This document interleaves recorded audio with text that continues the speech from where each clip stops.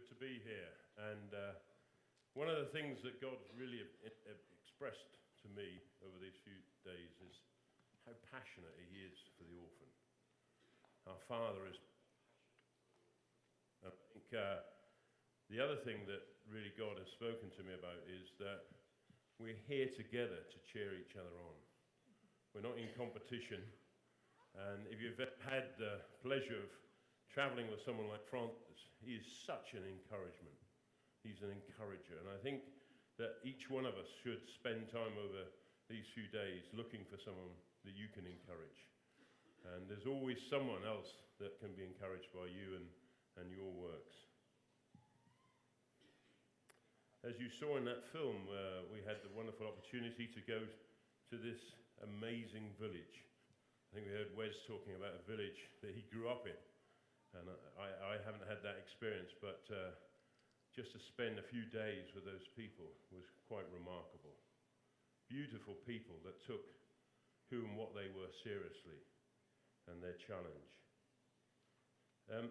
While I was there, I saw this old chap and he was sitting on the wall, and I went and talked. I often do this when people go off and do official things. I like to go and talk to the people on the edge, and I was just talking to this old Chinese man. And I said, tell me your story. And he said, well, you see, it was my grandfather.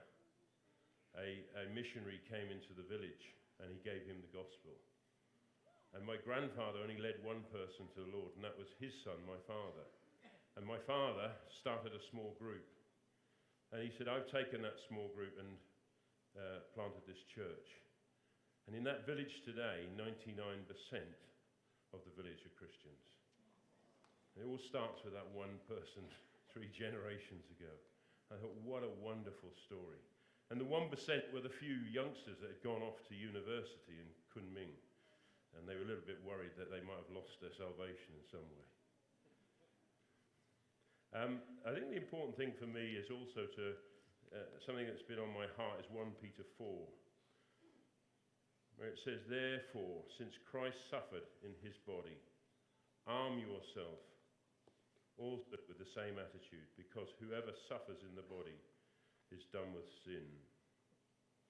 And in this village of 70 families, all studying together, they came across this idea of taking care of widows and orphans. And so what they've done is offered 160 children to be part of a family, to be part of a community. An absolute incredible sacrifice. You heard Francis talking about every day he wakes up and thinks about himself, and I'm sure I feel the same and you do, but these people don't. They wake up and they tend to the needs of these children.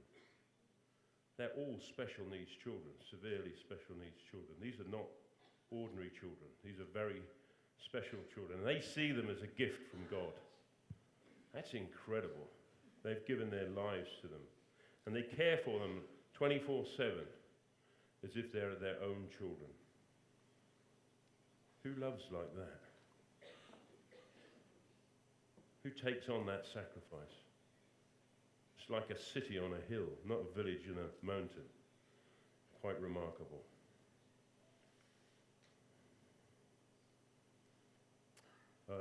Some of you may know that my wife and my 6 children went to China in 1998.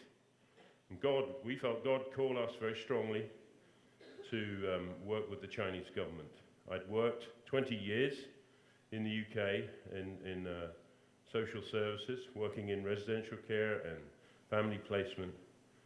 And I had the opportunity to spend some time in China. And I always remember some of those sacrifices in the early day. My wife waking up in the middle of the night thinking, oh no, what have I done? I brought my 6 babies to China. What's the education going to be like for them? What's their lives going to be like? And I remember she woke up in the middle of the night crying, and she went to her Bible and she read the passage where Jesus took 6 clay pots and filled them with the best wine. And she said, yes. You see, we don't always know what God's doing. All we have to do is be obedient and faithful to our call. And then I remember reminding her another day when my son Joel's here, his twin brother was about 5. My son, a grown-up man now, but he was about 5 in Shanghai, and he saw a little girl across the road, and she was a street girl, and she had no shoes.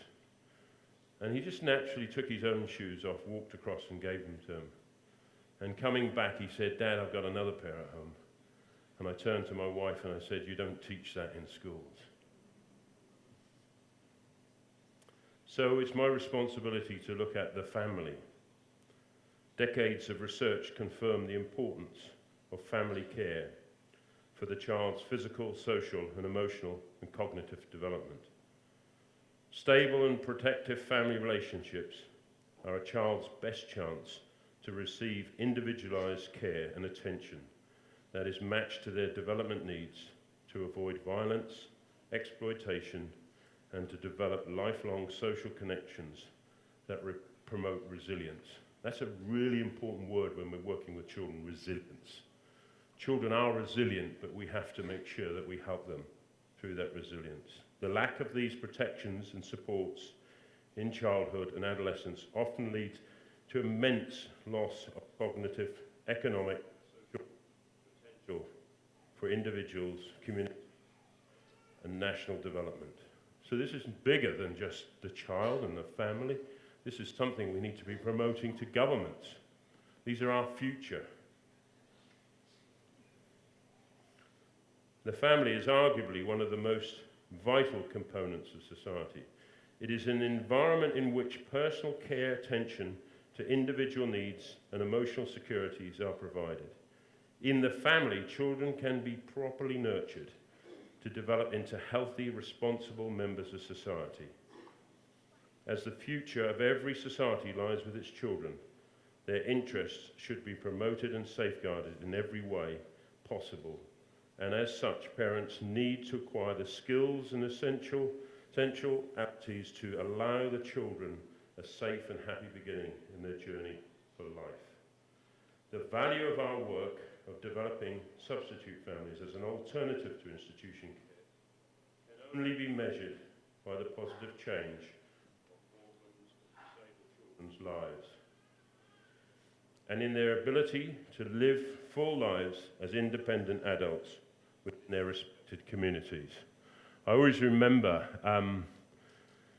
we were working in China for some time, and we had a pilot project in Shanghai, and there was a little girl there that just blew my mind away. This little Chinese girl, about 5 years old, she came to me one day and she said, "You know, when I was in the institution, I was a caterpillar, a little caterpillar. But when I went to my family, I became the butterfly I was meant to be." Wow, she just caught that in that little story. And then later, when we moved across to Chengdu, the work wasn't being seen as a positive alternative to institution. But we had this one case of a little girl, and she was skin and bone, and she'd got a hole in her heart, and she was going to die. They asked if she could go to one of the families, and we were quite pleased that she did. Some couple of years later, I went back, and they were very pleased to greet us. And she'd got a ballerina outfit, and she was dancing around in the hospital foyer. And they were going to do the checks because she was so strong. She got a chubby little face. She was cheeky, and everybody was saying, "Wow, this is incredible. She's so strong, and we can do the operation on her heart now." And I always remember that the guy, the surgeon. Oh, gotta use this one.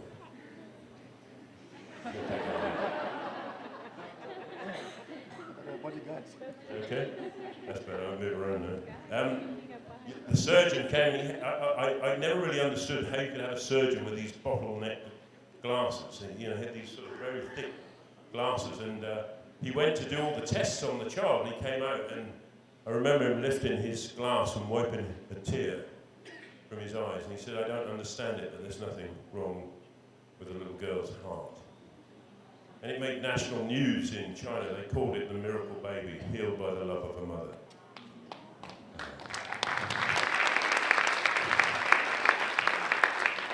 See, meeting children's needs through family-based care sends the following messages to the children. I'm safe. I'm important. My family cares about me. I'm lovable, valuable, and trustworthy. This greatly enhances the children's sense of security, helping them to learn to trust, to regulate, and to control their behavior and emotions. As the unconditional acceptance of family strengthens the child's self-esteem, enabling him or her to face up to his strengths and weaknesses, and helping them to develop a positive sense of identity. And we all know how important that is. Identity is so important to children. There was some years on, we were working our way through China. We'd gone from 1 city to 3 cities. We were working in 15 provinces, and I came across a place down in southern China called Guiyang. And they built a brand new orphanage. And I was scratching my head a bit because here was this beautiful orphanage. And the children looked like they had a wonderful life there. It's a bit like Disneyland. And they were all dressed well and they're eating well. But they were still walking around in lines. But I was struggling until I went out to the village where I knew the children had been placed. And I met this little boy who was about this big. And he wanted to fight me. I'd come in the orphanage minibus. So it got the name of the orphanage on the side. And this little lad, who was about this high, had got a bamboo stick, and every time I moved towards him, he put it back as if he was going to swing at me. I couldn't understand, why was he so upset? And then someone translated his words, and this is what he said. He said, you see that tree there? He said, yesterday I climbed to the top of the tree, and the whole village came out, and they called my name. Everybody knows my name in this village. They're shouting to me, come down, come down. And you see this dog, he's my dog. He belongs to me. And over there, across that field there, that's my school. Every day I walk across the school, and my dog follows me and waits for me. And when I come out of school, he will come back into the village, and my dog will come with me. And Auntie, over there, she always gives me an apple. And there's my mum and my dad. My cousins are over there. And sometimes that auntie over there gives me some biscuits. He said, you see, everybody knows who I am in this village. And I'm not going back to that orphanage. You see, he thought they had brought me to grab him and put him in the minibus and take him back to the orphanage. He had everything in that village. Everything he ever needed. Everybody knew his name. He had his own dog. He walked freely to school. And that's something that we started to see in China. That institutions often create dysfunctional, dependent people. They have walls around them. This is something I got to see when we were working in the UK, that we wanted to move what we called into community care, developing family services for children. So this is what I took to China. And what we could see, that in these 4 walls, no one was allowed in and no one was allowed out. So how could you ever understand or know what was happening to the children? Where was the integrity? Where was the transparency? And so the first thing I knew, we had to break down the walls. And by training and working within, because what I knew as well is that we're going to work with the system, work with the government, we had to work within, not against it. The minute we start talking about deinstitutionalization or closing institutions down, those staff are being threatened. They're going to lose their jobs. I've got a little diagram here, maybe Thomas can put it up. And this is a bit about our core business model and model of change. This is an institution, and you can see inside an institution, often you have lots of children. In the early days in China, an institution might be built for 300, but it had 1,000 children in it, 5 to a bed. So what we started to do is to train some of the staff, because at the end of the day, they're the people who know the children. They live, breathe, and eat children. And so we trained them to be family placement workers. And so they had to be deinstitutionalized as well. They have to learn how to work in the community. So as our as we start to retrain the staff, then we move the children into the community, and each of those staff then support 20 children in the community. And then we move some more out. It's going to come in a minute. We're going to get some more out and more out. And what it does then is you end up with the children in the community, and you retrain the staff, and that then gives the government a tremendous opportunity, because it gives them money, staff, capacity, and buildings. And that's where, when we look on our next one, where we can start looking at developing new services. So first we take off the pressure in the institution. We move the children into the community. We break down those walls. So children are coming in now to the building, and they're coming in for physiotherapy. They're coming in for training. And so we're working within the model to change the model from institutional care into community-based care. Maybe the next one, Thomas. And so this is kind of our theory of change. We believe that we can transit from institution to family-based care. There'll be a ripple effect, which will allow the local authorities to start developing different services. And ultimately, in the end, you're going to have the broad spectrum that includes preventative. We all would want preventative services happening, but we've got to get there on a journey. And by having this service, you end up with children not coming into institutions. As you develop this service, it becomes a responsibility of the local government. And then the local government can go into private-public partnerships with social society and NGOs. And this is what we've done in China, and this is what we're doing at the moment in Thailand. Okay, lastly, the last one, we use something called the secure-based model. This was developed and now has gone worldwide. And I mean, it's really, I'd need a whole period of time to go through this, but it gives availability, sensitivity, acceptance, cooperation, and the whole resilience of getting children feeling secure in their place. This training that we're putting in place right across China and now into Thailand. So that's the theory of change and the transformation of social welfare systems from institutional care to family-based care in the community.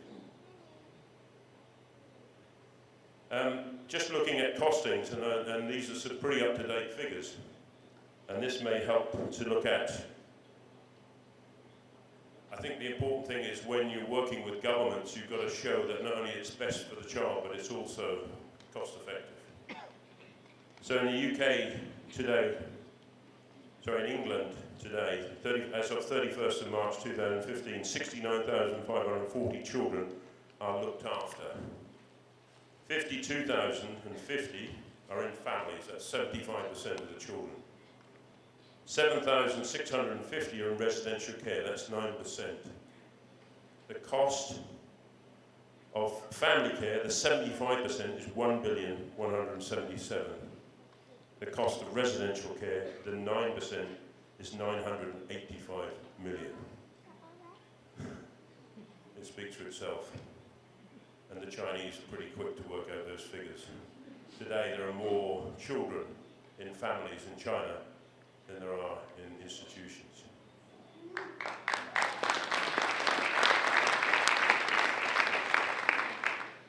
In fact, we believe 300,000 children are now living in families that were living in institutions. And every one of those is one of those children that we've seen in that picture.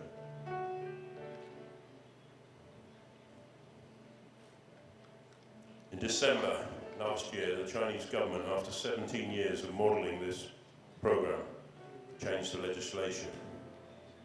And they came to interview me in London. And it was a lifetime's work, but it was God. It was God's work. God had changed that nation so today that every orphan has the opportunity of a family. Whereas before, the only opportunity they only had was an institution. And in winding up, you see, if a group of people are prepared to embrace suffering for Jesus, they are unstoppable. I'll just say that again. If a group of people are prepared to embrace suffering for Jesus, because Jesus suffered for us, he was our role model, they are unstoppable. Thanks very much.